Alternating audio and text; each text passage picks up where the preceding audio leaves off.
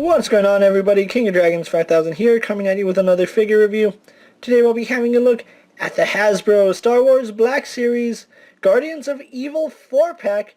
We'll be having a look at the Emperor Shadow Guard, the one garbed in black here, which looks really nice. One of my favorite expanded universe Royal Guards ever, and we'll get more on that in the video.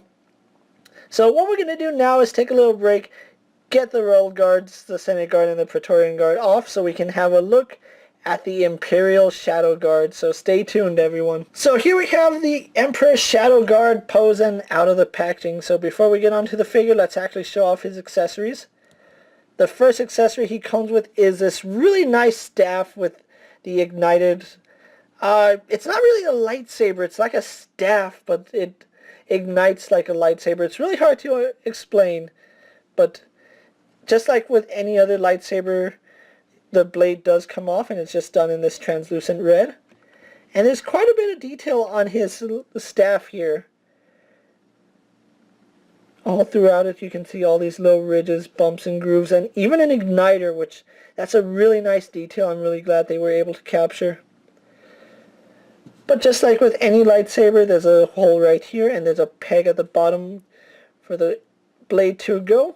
And once it's in, it stays on pretty well, although you have to get it on just right, otherwise it does have a tendency to come off. But you just have to get it in there just right, and once it's in there, it's pretty much stuck in there. So really like this accessory, so we'll move that off to the side.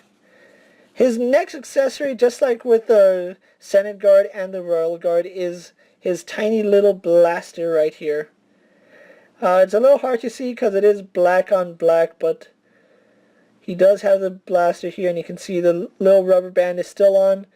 I don't want to take it off because this thing is a pain to stay in there, and I found that out with the Senate Guard. So for now until forever, that rubber band is going to be on the Shadow Guard. So yeah, he's not going to be holding that blaster, and he doesn't need it because I just really love the characters of the Shadow Guards, and they came out in the Force Unleashed video game. They're these black guards that are capable of using the Force, and I just really love that design. It's a really neat aspect of it. But overall, I really do like the figure, although I have to say it's not 100% accurate to the video game. Now, in the video game, he had a red visor, and just like with Darth Vader, they kind of threw like this brown tint to it. It looks nice, and you can notice it from a distance, but in the game they had a red visor, and I'm kind of disappointed that they went the route of Darth Vader and just gave him a brown visor. The red would have been much better and stand out much more. And now we go to my second issue, and that's the armor. Now, in the game, his armor didn't quite look like this. It was actually more like a stormtrooper armor, except black. And he had the armor right here of a stormtrooper, and then he had some, gauntlets right here. So, yeah, it's not 100% accurate to the game. They just reused the Royal Guard body and called it a day, which I'm a little disappointed because I really do love these characters, and they were so much fun to fight in-game. I might just go off on my own and try to customize my own Shadow Guard, because, you know, he did have a skirt piece that was about down to his knees, and I'm a little disappointed that this isn't the same Shadow Guard that was in the video game. So it is essentially a black version of the Royal Guard, just with a cool lightsaber pike. So there's really not much to say, but the details are all the same. You can see the helmet is done really nicely.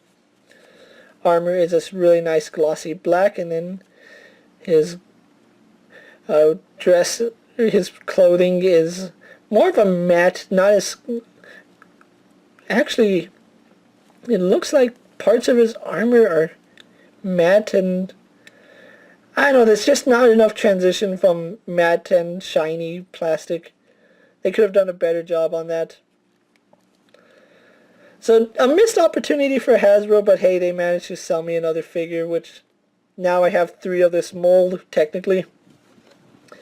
So let's actually go on to his articulation, and just like with the Senate Guard and Royal Guard, his articulation is a little bit hindered because of the helmet. He does have a ball jointed head as well as a hinge in the neck, but the only articulation you're going to get is really minor side-to-side head movement, so it's not ideal, but it is there. Arms are on a ball joint. They go out to about that far. Do a full 360. He bends and spins at the elbow. Spins at the wrist, and we have an up and down hinge for his wrist, and it's the same for both arms. We have a mid-torso crunch here, which works really well. Goes back about that far, forward about that far. Some side-to-side as well as rotation. Legs go forward, back, and out.